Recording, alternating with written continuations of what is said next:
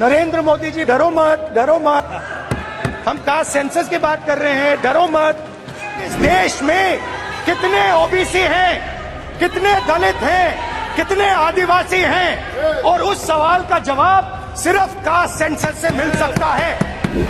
90 लोग हिंदुस्तान के सेक्रेटरी हैं, उनमें से 3 लोग ओबीसी समाज के हैं, 5% बजट को कंट्रोल करते हैं। मतलब ये जो है आप ये ओबीसी की बात नहीं सुनना चाहते, ओबीसी की बात नहीं सुनना चाहते। मैंने ये सवाल पूछा कि ये जो 70 सेक्रेटरी हैं, 90 सेक्रेटरी हैं, ये जो हिंदुस्तान की सरकार को चलाते हैं, जो बजट को चलाते हैं, इनमें से ओबीसी कितने हैं?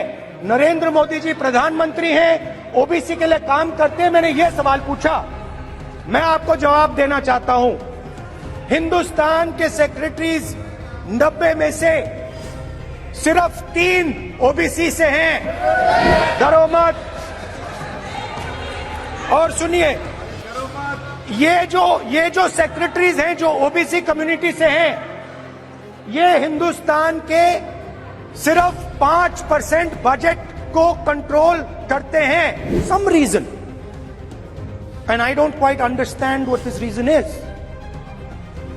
The moment the opposition raises the issue of caste census, there is of course the Adani issue, which is they always want to take the attention away. There is one thing, in my view, that makes this bill incomplete. I would like to have seen OBC reservation included in this bill.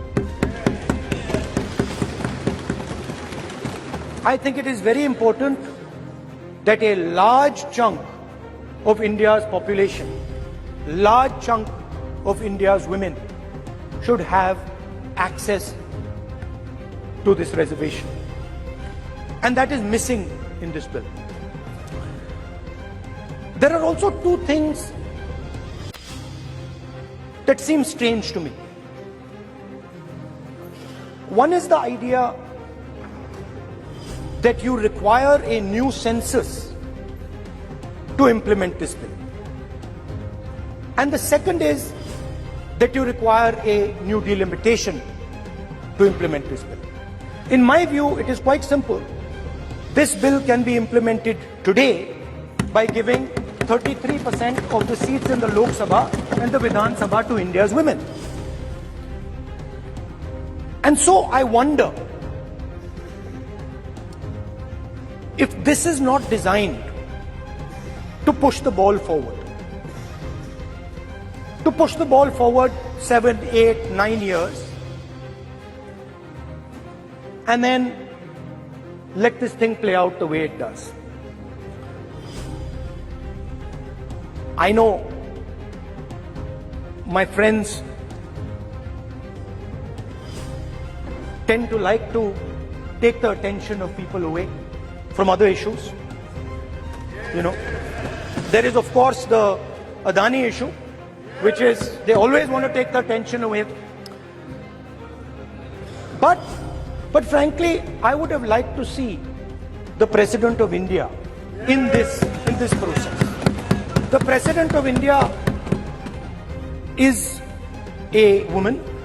She represents the tribal community, and it would have been befitting to have her visible in this transfer from one house to the other. And that thing is called the caste census. For some reason, and I don't quite understand what this reason is, the moment the opposition raises the issue of caste census, the BJP tries to create a new distraction, a new sudden, event, so that the OBC community and the people of India look the other way. मतलब हमारे जो institutions हैं उनमें OBC की भागीदारी कितनी है, ये सवाल मैं पूछ रहा था। और मैंने अलग अलग इंस्टीट्यूशंस में थोड़ा रिसर्च किया, जो central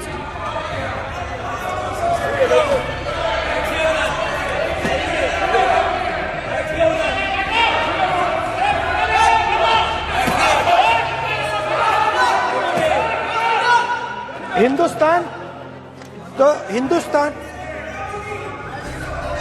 the central, don't worry, don't be scared, we are discussing, डरो मत, हम कास्ट सेंसस की बात कर रहे हैं, डरो मत। तो मैंने, I checked, simple thing I did, I said, look, what is the most important set of people in the government of India? The people who define how this country is governed. Of course, Lok Sabha and Vidhan Sabha, but beyond that, they are the 90 secretaries of the government of India. 90 people, secretaries, are responsible for managing the core of the government of India. And I asked myself the question, how many of the 90 people come from the OBC community? And I was shocked and shattered by the answer. मैंने ये सवाल पूछा कि ये जो 90 secretary हैं, ये जो हिंदुस्तान की सरकार को चलाते हैं, जो बजट को चलाते हैं, इनमें से ओबीसी कितने हैं? नरेंद्र मोदी जी प्रधानमंत्री हैं, ओबीसी के लिए काम करते हैं। मैंने ये सवाल पूछा। मैं आपको जवाब देना चाहता हूं, हिंदुस्तान के सेक्रेटरीज 90 में से सिर्फ 3 ओबीसी से हैं।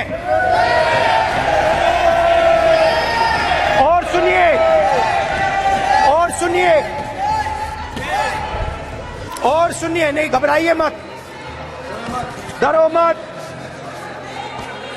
और सुनिए, ये जो सेक्रेटरीज हैं जो ओबीसी कम्युनिटी से हैं, ये हिंदुस्तान के सिर्फ 5% बजट को कंट्रोल करते हैं। मतलब अगर हिंदुस्तान का बजट 44 लाख करोड़ का है, तो ये 2.47 लाख करोड़ मतलब 5% कंट्रोल करते हैं। और सुनिए, मैं कर रहा हूं, मैं वहीं आ रहा हूं।